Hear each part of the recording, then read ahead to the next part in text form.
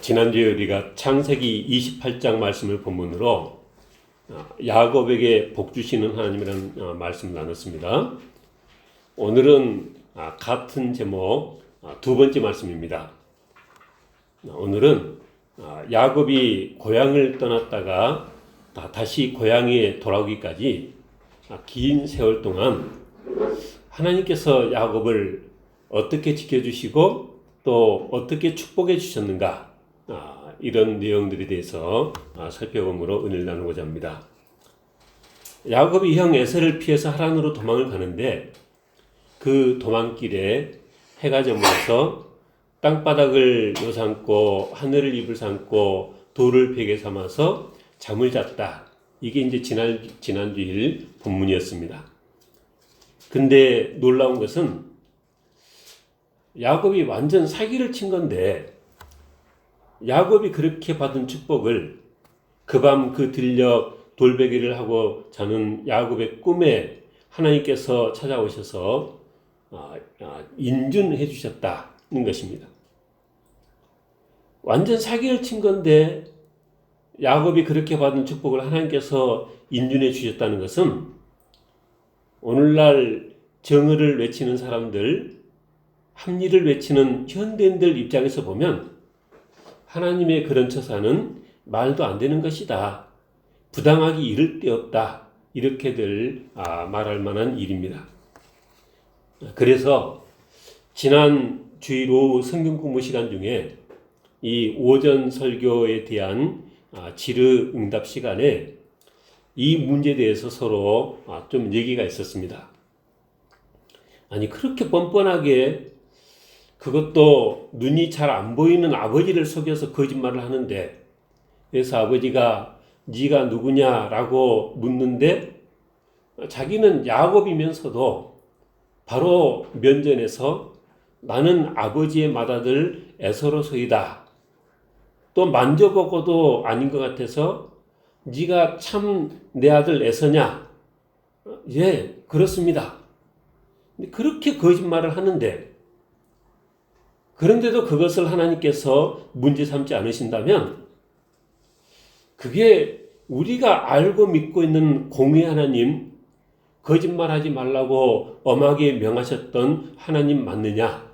그런 이 질문입니다.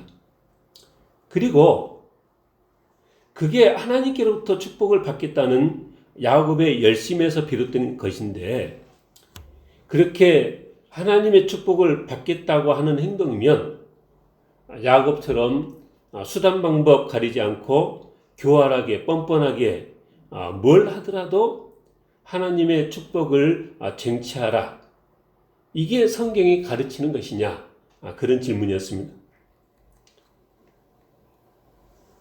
근데 우리가 그런 질문을 하든 말든 상관없이 성경을 보면 베델 등역 그 야곱의 꿈속에 나타나셔서 하신 하나님의 축복은 말씀하신 그대로 이루어졌습니다.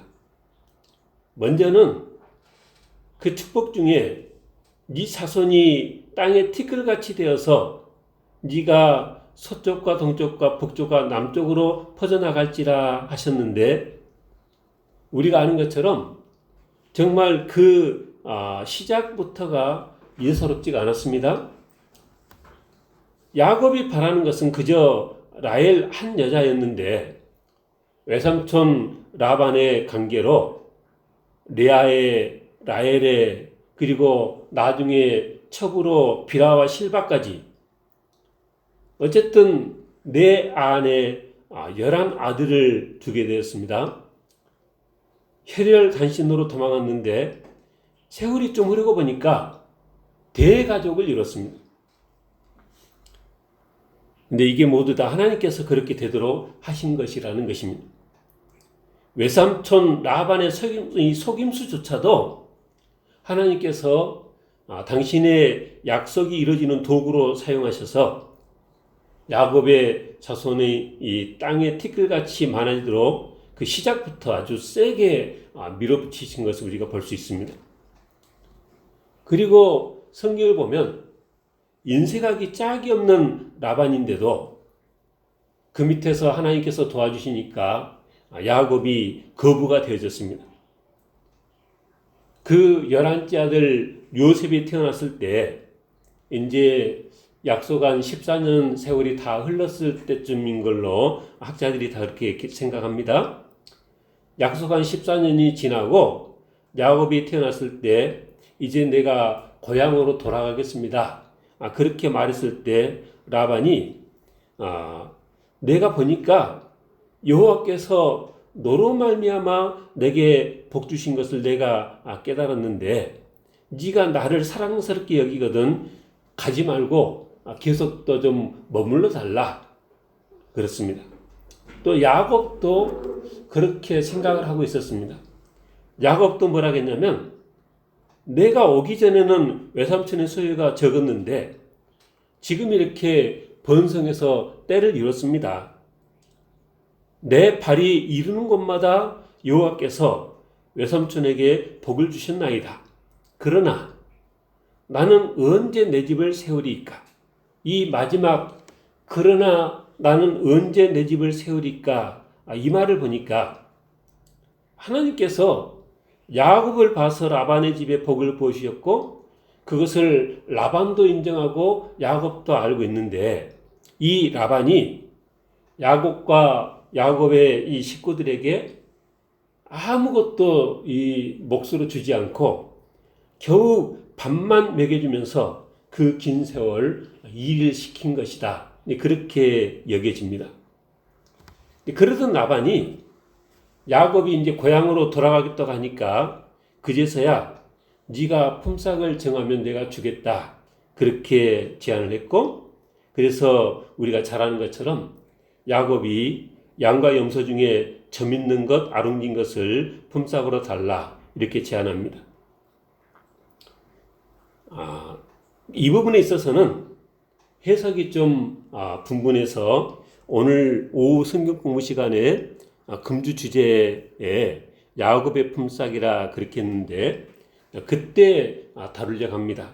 근데 먼저 간단히 언급하자면 야곱이 요구한 것은 삼촌의 그 모든 양떼 염소떼 중에서 지금 현재 점 있는 것, 아롱진 것들을 내 몫으로 달라고 한 것이다. 그리고 라반이 그렇게 하겠다고 해놓고 몰래 점 있는 것, 아롱진 것들을 다 빼돌려서 그래서 외삼촌이 그렇게 하는 통에 야곱이 하나도 못 받았는데 하나님께서 도와주셔서 점 있는 것, 아롱진 것들이 많이 태어나게 해서 결국은 야곱이 거부가 됐다. 그 본문을 그렇게 이해하는 쪽이 있고요. 또 두 번째는 그 처음부터 야곱이 그런 것들을 달라고 한 것이 아니고 지금 현재 그런 것들을 달라고 하면 외삼촌이 줄 사람도 아니니까 지금 그런 것들은 다 걸러내서 다른 데로 치우시고 다른 데서 키우시고 제로 상태에서 앞으로 태어나는 것 중에 그런 것들이 있으면 내 소유로 하게 해달라. 근데 라반이 생각해도 그런 것들은 잘 태어나지 않는 거니까 아주 흔쾌히 승낙했고 그래서 일이 그렇게 진행됐다. 이제 이런 해석이 있습니다. 그 부분은 이제 오후에 다루겠지만 어느 해석이 됐든 결론은 똑같습니다. 무슨 얘기냐면 야곱 입장에서 볼 때는 점 있는 것, 아롱진 것들이 하나도 없는 상태에서 시작이 되는 거죠. 그러니까 이어지는 내용을 보면은 그렇게 점 있는 것, 아롱진 것들이 하나도 없는 상태에서 시작해서 라반과 라반의 아들들이 전혀 예상하지 못한 쪽으로 이 일이 되어져 갔습니다. 30장 43절에 보니까 그 사람이 매우 번창하여 양떼와 노비와 낙타와 나귀가 많았다. 그래서 야곱의 아들들이 뭐라 했냐면 31장 1절에 야곱이 우리 아버지 소유를 다 빼앗고 우리 아버지 소유로 말미암아 이 모든 재물을 모았다. 그렇게 생각했고요. 또 라반도 라반의 안색이 전과 같이 야곱이 볼 때도 그랬다. 그랬습니다. 그러한 때 하나님께서 야곱에게 나타나셔서 31장 3절 네 조상의 땅 네 족속에게로 돌아가라. 내가 너와 함께 있으리라 그러셨습니다. 그래서 야곱이 들에 있으면서 이 라헬과 레아를 들러 오게 해서 서로 한 대화가 31장 5절 이하입니다. 야곱이 그랬습니다. 내가 그대들의 아버지 안색을 보니까 전과 같지가 않더라. 당신들도 알겠지만 6절에 내가 힘을 다해서 그대들의 아버지를 섬겼지만 7절 그들의 아버지가 나를 속여 품삯을 10번이나 변경하였느니라. 근데 하나님께서 그를 막으셔서 나를 해치지 못하게 하셨고 8절 라반이 아예 안 되겠어. 이제 점 있는 것이 네 싹이 되게 해라. 그러니까 이제 다른 게 많이 나왔다는 거죠.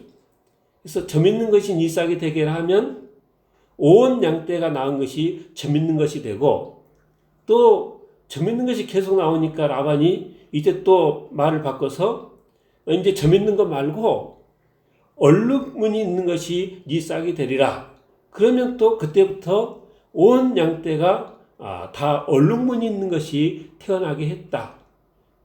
그거를 다 알지 않느냐. 이같이 9절 하나님이 이같이 그대들의 아버지의 가축을 빼앗아 내게 주셨다는 것입니다. 근데 그 하나님께서 꿈에 나타나셔서 내가 라반이 너에게 행한 모든 것을 다 보았다 그러셨고 13절 나는 베델의 하나님이라. 네가 거기서 기둥에 기름을 붓고 거기서 내게 서원하였으니 지금 일어나 이곳을 떠나서 네 출생지로 돌아가라. 그렇게 말씀하셨다. 이제 아내들에게 그렇게 말한 거죠. 그러니까 14절에 그 라반의 딸들이 뭐라고 합니까?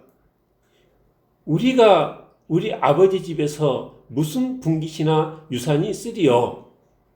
아버지가 우리를 팔고 우리 돈을 다 먹어버렸으니. 그러니까 야곱은 사이고 다 자기 딸들이고 그런데도 라반이 그렇게 야박하게 혼자서 다 챙겼다는 거예요.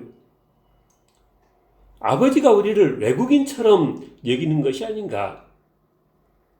그러니까 하나님이 그렇게 우리 아버지께서 취하여 가신 재물은 우리와 우리 자식의 것이니까 하나님께서 그렇게 하라간 대로 우리가 하십시다.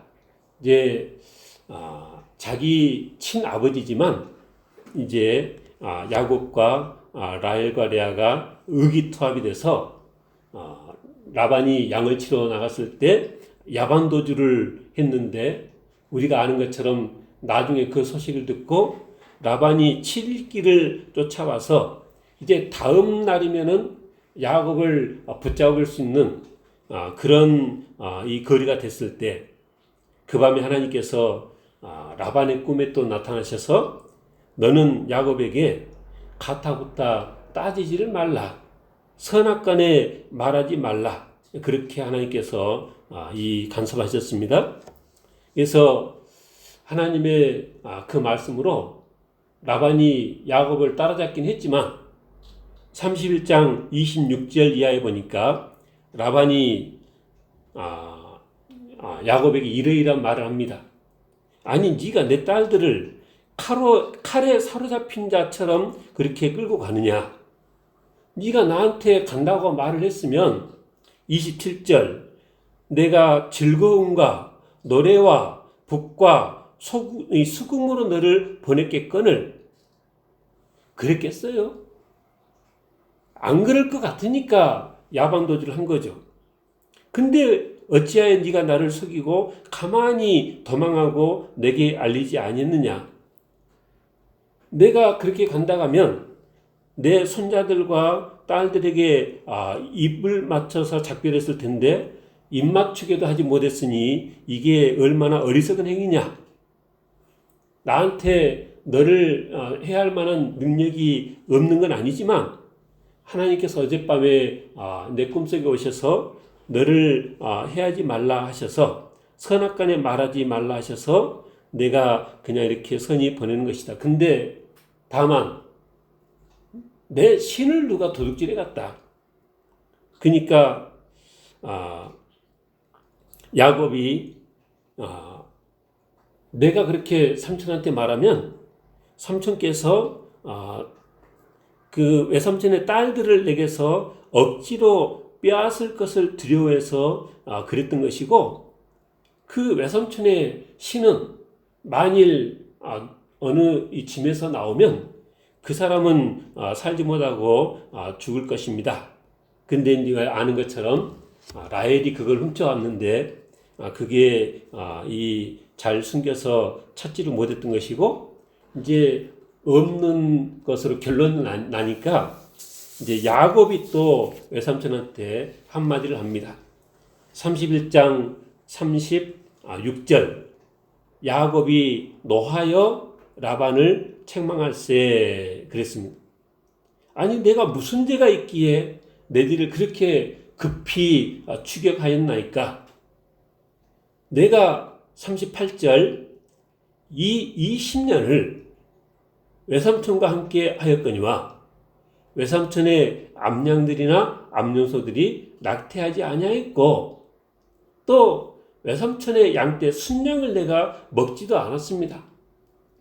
그러니까 그런 것을 얼마나 엄하게 그렇게 자꾸 했으면 야곱이 이 상황에 그런 말을 하겠어요?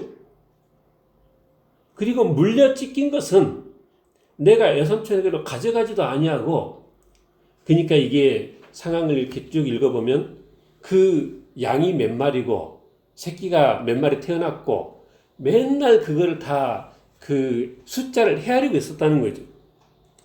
그래서 물려 찢긴 것은 외삼촌에 가져가지도 아니하고 낮에 도둑을 맞았든지 밤에 도둑을 맞았든지 외삼촌이 그것을 내 손에서 찾아서 내가 스스로 보충했다.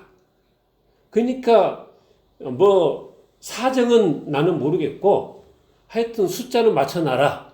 이런 식이었다는 거죠.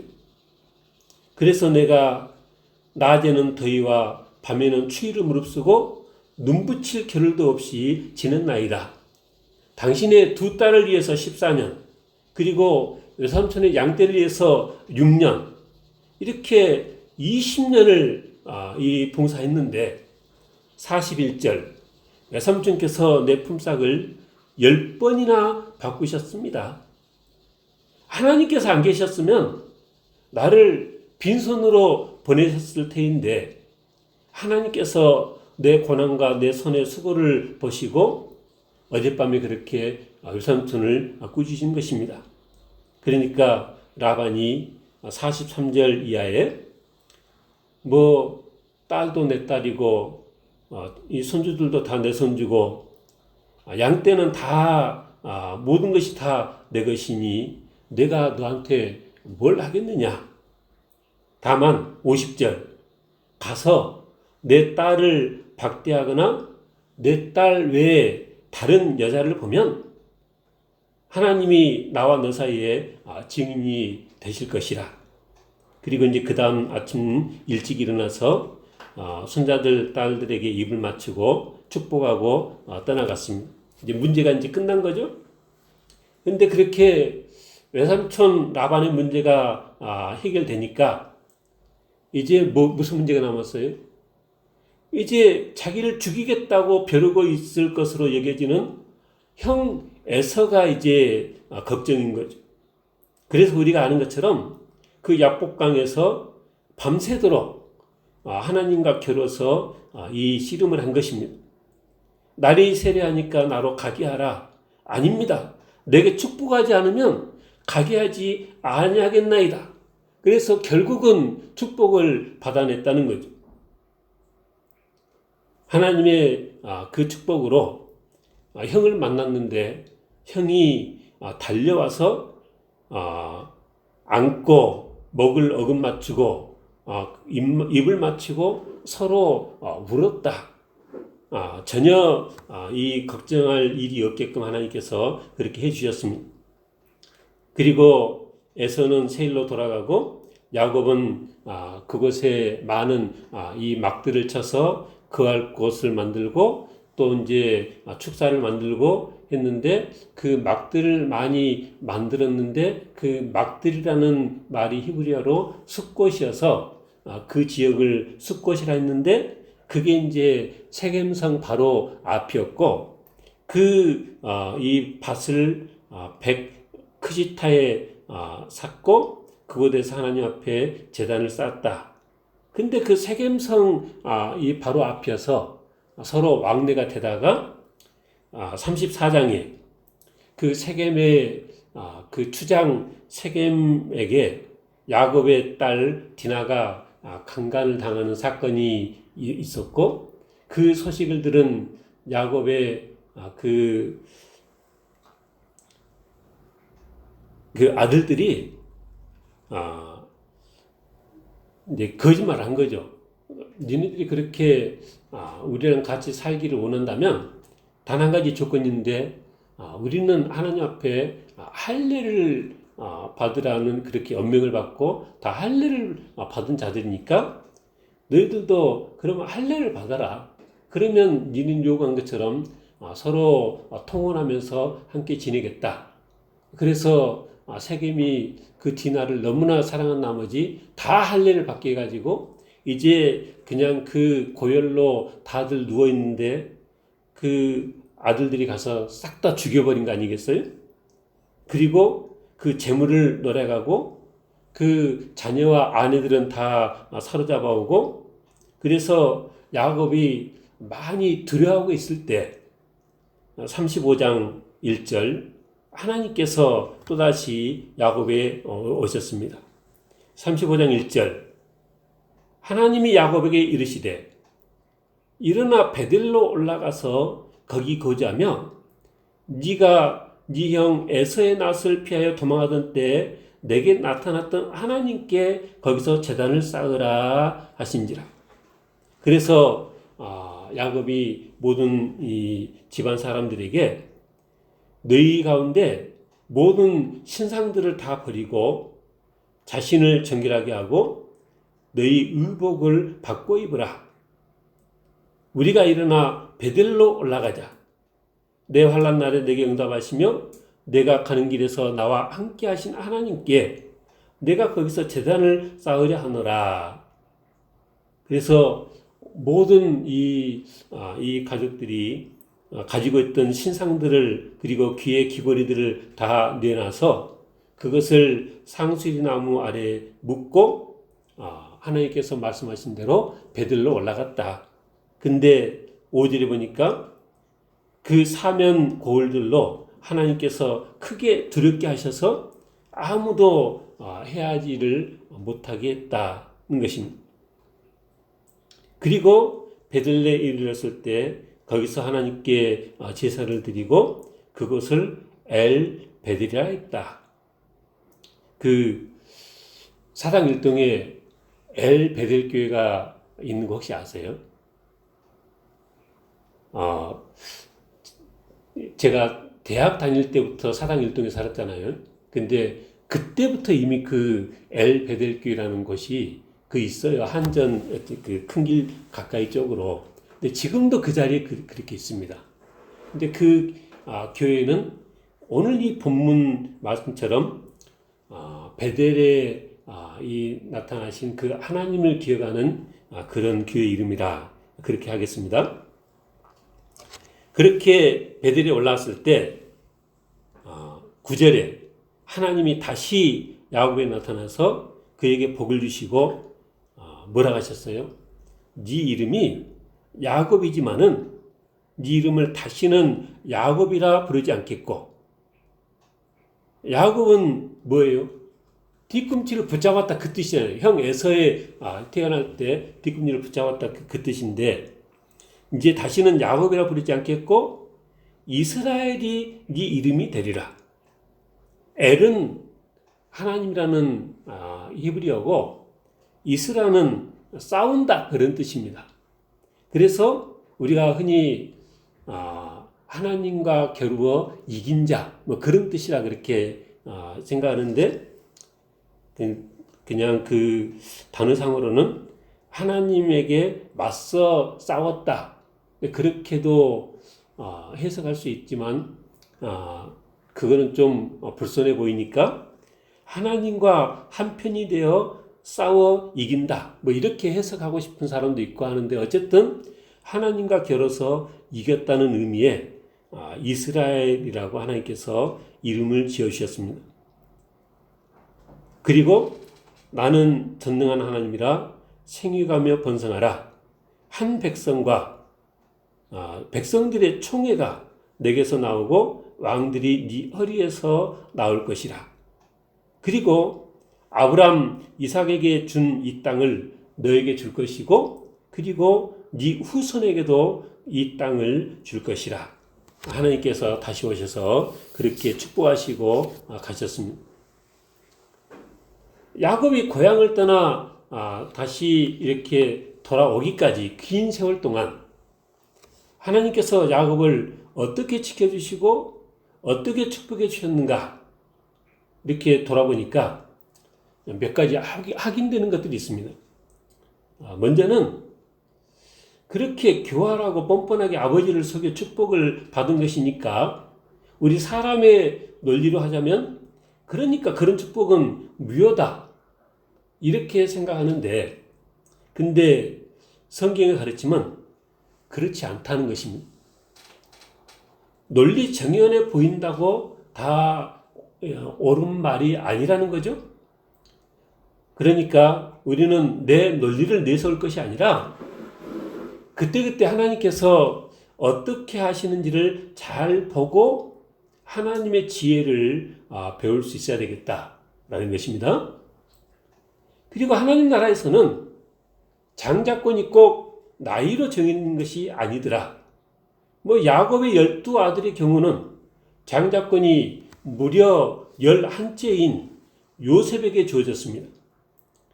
하나님께서 보시기에 그러한 축복이 에서에게 합당해 보이지 않으셔서 장자권이 야곱에게로 넘어갔다. 그렇게 이해하는 것이 옳겠습니다. 36장에 에서의 족보가 나오는데 제일 먼저 나오는 말이 2절. 에서가 가나안 여인 중 헷 족속 엘론의 딸 아다와 히 족속 시몬의 딸인 아나의 딸 오홀리바마를 자기 아내로 맞이하고 그랬습니다. 에서는 그런 위인이었다는 거죠. 그런 위인이었기 때문에 하나님께서 에서가 아닌 야곱을 택하셨겠다. 그렇게 이해하면 되겠습니다. 그리고 우리 하나님께서는 모든 것을 세밀히 지켜보시는 하나님이시다. 그래서 라헬과 레아에게 야곱이 그렇게 말했습니다. 그대들의 아버지가 나를 속여 품삯을 10번이나 변경했는데 근데 하나님이 그를 막으사 나를 해치지 못하게 하셨다. 그리고 라반이 이 야곱을 붙잡으려고 7일 길을 쫓아왔을 때도 그 전날 밤에 꿈속에 나타나서 선악간에 아무 말도 하지 말라 그러셨고요. 또 라반에게 말하기를 만일 하나님께서 나와 함께 하지 않으시면 외삼촌께서 이제 나를 빈손으로 돌려보냈었겠지만 하나님이 그렇게 내 고난과 내 손의 수고를 보시고 어젯밤에 외삼촌에게 나타나셔서 책망을 한 것입니다. 이렇게 말한 걸 보면 그 모든 과정에 하나님께서 일일이 다 개입하셨다는 것입니다. 라반이 이렇게 인색하고 탐욕스러운 사람이라 할지라도 하나님께서 야곱에게 복을 부어주시니까 20년 전에는 혈혈단신으로 형 에서를 피해서 도망왔었는데 이제는 라반의 아들들도 시기에서 그 안색이 변할 정도로 거부가 되셨습니다. 야곱도 그렇게 말했듯이 그야말로 하나님께서 라반의 가축을 빼앗아서 야곱에게 주었다고 할 수 있을 정도로 하나님께서 야곱에게 복을 보이셨고, 야곱이 번창하면 번창할수록 라반의 안색은 더욱더 굳어져 갔습니다. 제가 묵상글에 쓴 것처럼 야곱이 번창하기 위해서 라반의 살림이 꼭 줄어들어야 했던 것은 아닌 거죠. 능력 많으신 하나님께서 얼마든지 야곱도 라반도 동시에 복을 부어줄 수 있으십니다. 그런데 하나님께서 이 경우에는 라반의 것들을 빼앗아서 야곱에게 복을 부어주셨습니다. 31장 8절에 그가 이르기를 점 있는 것이 네 싹이 되리라 하면은 온 양떼가 낳은 것이 점 있는 것이요, 또 얼룩무늬 있는 것이 내 싹이 되리라 하면 온 양떼가 낳은 것이 얼룩무늬가 있는 것이니, 9절 하나님이 이같이 그대들이 아버지의 가축을 빼앗아 내게 주셨느니라. 왜요? 라반이 야곱에게 행한 모든 것을 하나님께서 다 지켜보셨기 때문이라는 거죠. 31장 12절에 라반이 너에게 행한 모든 것을 내가 다 보았다. 하나님께서 다 봤다고 말씀하십니다. 세밀히 하나하나 지켜보시고 그의 상하게 역사하시는 하나님을 우리가 기억해야 되겠습니다. 라반처럼 이렇게 바득바득 움켜쥐려 한다 해서 지어지는 것도 아니고, 야곱처럼 가진 자의 횡포 속에서도 하나님께서 복을 주시기로 작정하시면 상상하지 못했던 방법으로 또 거부가 되기도 한다는 것을 우리가 기억해야 되겠습니다. 그래서 우리가 하나님의 그런 능력을 믿고 하나님을 기뻐하는 삶을 우리가 살아야 되겠습니다. 그리고 오늘 본문을 보니까 그렇게 믿음으로 살기 위해서는 결단이 필요합니다. 야곱이 하나님을 사랑하지 않은 것은 아니었지만은 보니까 그냥 그 집안의 우상 신들이 잡다했던 거죠. 그래서 하나님께서 명령하신 것처럼 그렇게 베델로 올라가기 위해서 세상 우상을 다 버리고 입는 옷에 이르기까지 자신들을 정결하게 했습니다. 그리고 베델로 올라가서 하나님 앞에 제사를 드렸습니다. 다 상수리나무 아래 묻고 하나님만 바라보고 나아갔습니다. 그리고 그렇게 나아갈 때 하나님께서 그 사명 고울들로 크게 두려워하게 해서 아무도 야곱을 불편하게 하는 자들이 없었다 것입니다. 이렇게 야곱이 가는 곳마다 동행하시고 지켜주시고 큰 복을 내리신 하나님의 그런 사랑을 사모하는 우리 모두 되시길 지금 축원합니다. 그런 은혜가 우리 모두 삶 가운데 넘쳐나기를 주님은 축원합니다. 기도하겠습니다.